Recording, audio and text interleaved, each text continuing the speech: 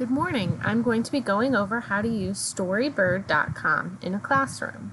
I do have the limitation that I do not currently have a teacher account, as that costs money. So if you did have that ability, there would be more options. You could create a class, create accounts for your students, assign things, and different things like that. So unfortunately, I'm not able to show any of that because I do not currently have a teacher paid account. But I do still think there are many things that are very cool and could be used in a classroom setting.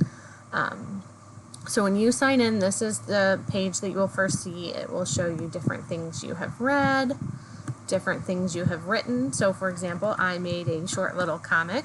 I know my kids love comics, so I think even if you did this as a class or gave this as an option, I think that is something that kids would really like. There's lots of different options.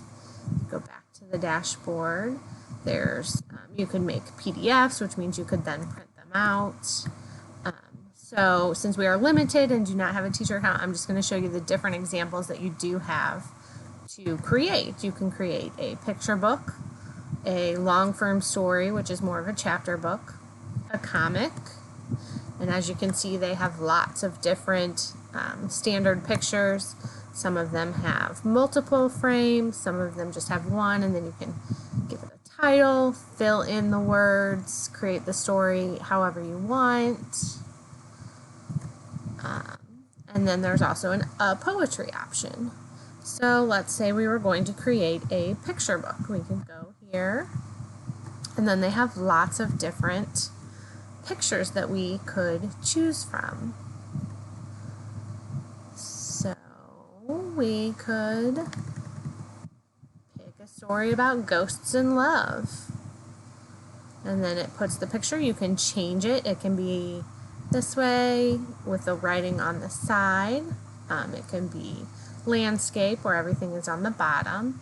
As you can see, you can create a title.